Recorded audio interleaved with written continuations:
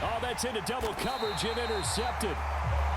Picked off by Leon Sandcastle. And the Cowboys are going to get the football here as he gets this up past the 20-yard line. That is a tough way to start the third quarter. You get the football, hoping to drive it down, put it in the end zone, and take the lead. Instead, they give them the football. And I think the key here is for them to not get discouraged. That is not how they drew it up, not how they saw it in their minds. But there's a long way to go in this game. You know, they've just got to find a way to come back one play at a time. Yes, it's a cliche, but they can get it done.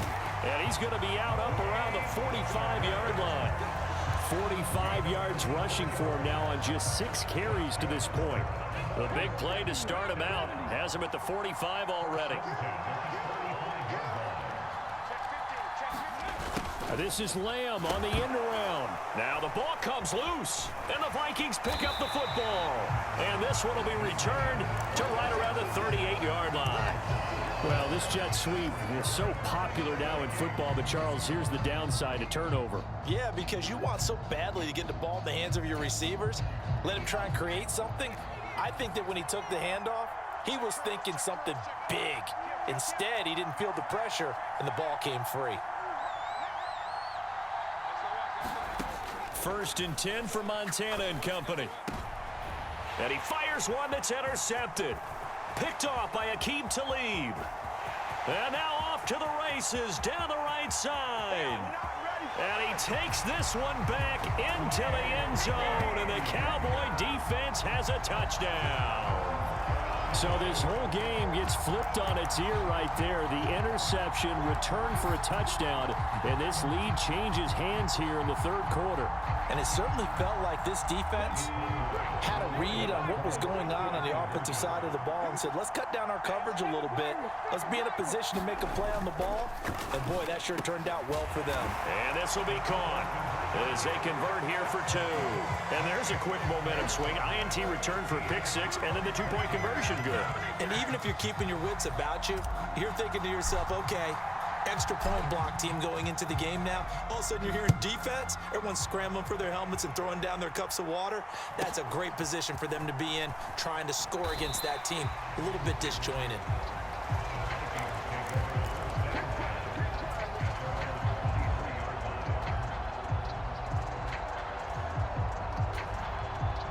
Here are the Vikings now to start their next drive. And they've sort of lost their way, partner. How do they recalibrate and get this proverbial train back on track? Well, this is where leadership really comes into play. How's the head coach handling it? The offensive coordinator? Sometimes they just make a joke. All right, guys, had your fun? All right. Throw it out the window. Yeah, let's get back on track here. And sometimes that'll work just fine. I guess it's time now to lean on that leadership.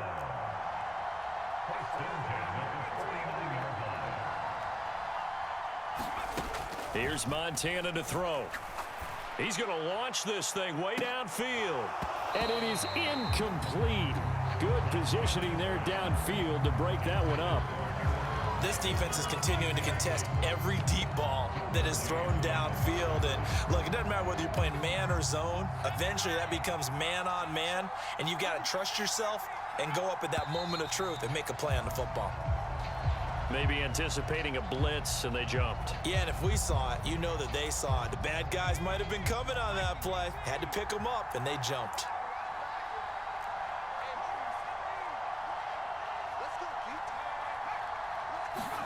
Shotgun. Here's Montana. That's complete to Bo Jackson. And he's going to have another first down here as the tackle's made at the Cowboys' 33.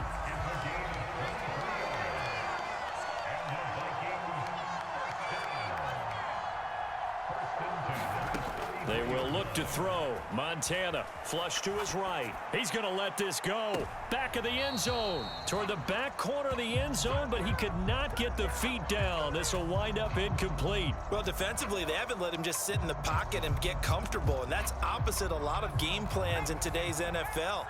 Ordinarily, you're trying to keep the quarterback hemmed in. In this case, they brought the heat, and if he flushes out, they're fine with that, and they force another incompletion. Meanwhile, the throw here is complete. That helps the completion percentage, but not much else, and now it's 3rd and 10. Right where this set of downs started, they need a full 10 here to pick up the first down and move the chains.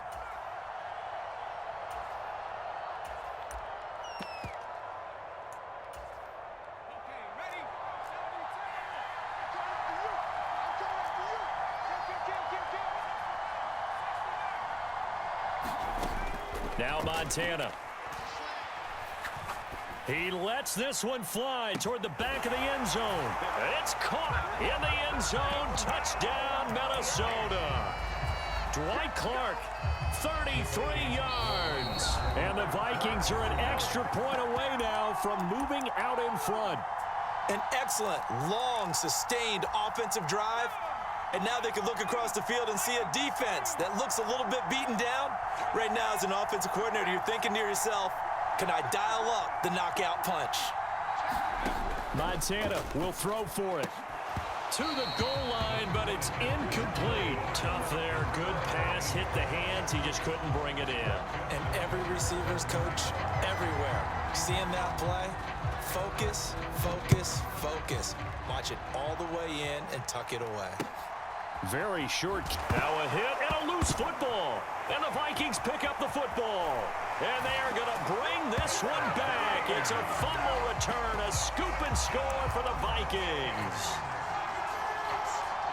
So problems here on special teams, and it results in the scoop and the score.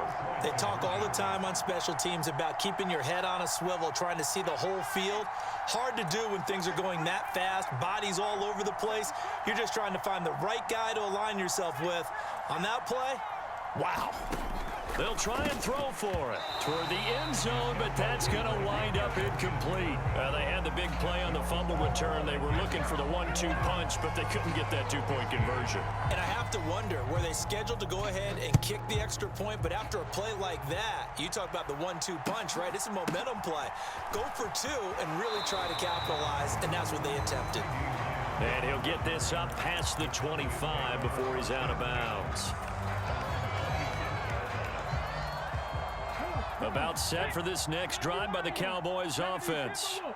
They're sort of seeing themselves spiral out of control. Let's see if they can get things back on track.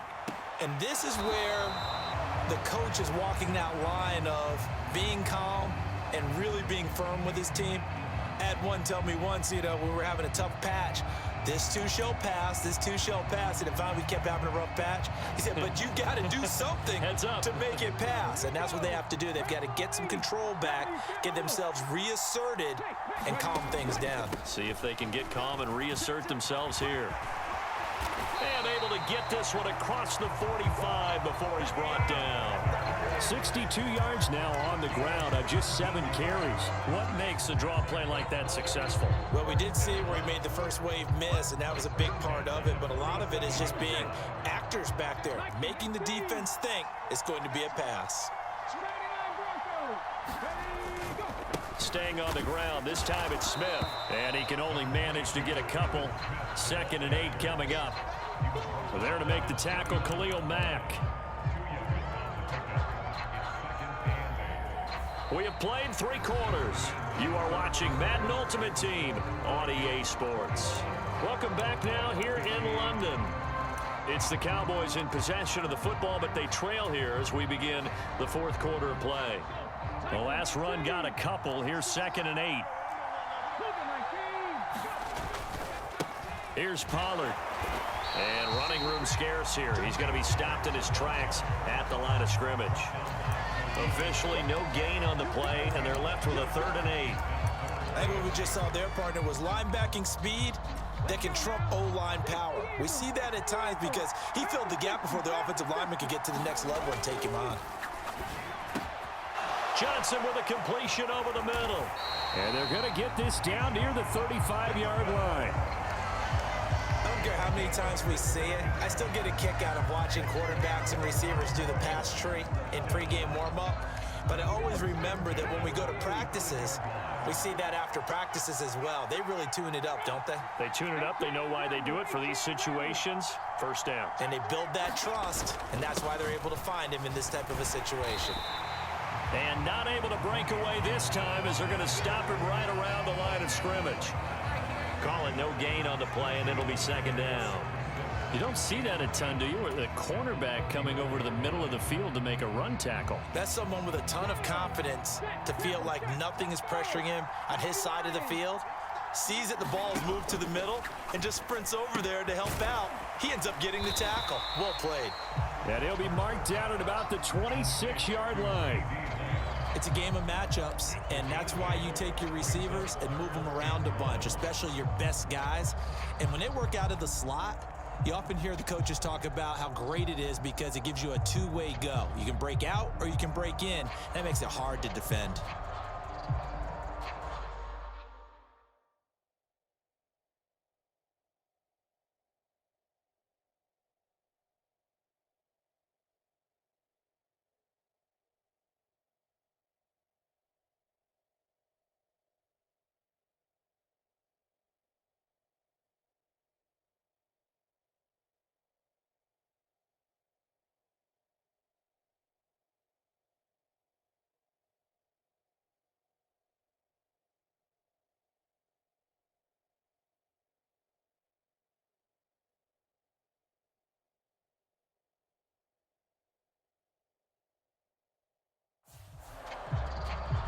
Fourth quarter, down to the final 2 minutes, and we've got a one-score game. So the Cowboys in possession of the football here as we get you reset. They face a critical third down now, needing a score here in the late going.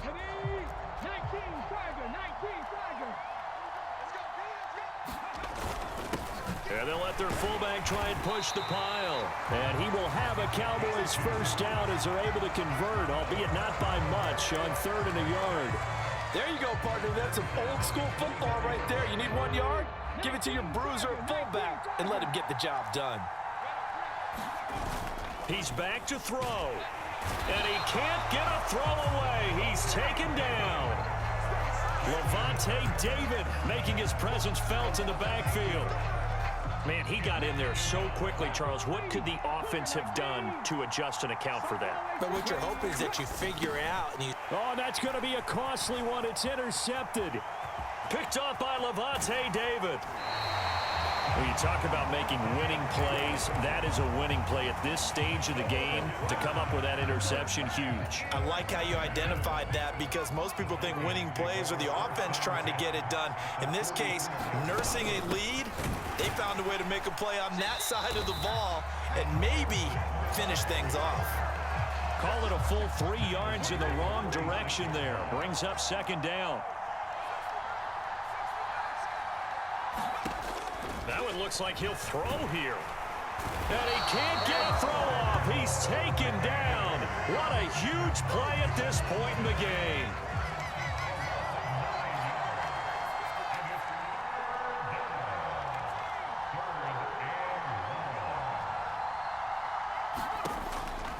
They'll look to throw here. And for a 3rd time tonight, he's intercepted. Deion Sanders, the Hall of Famer, with a pick.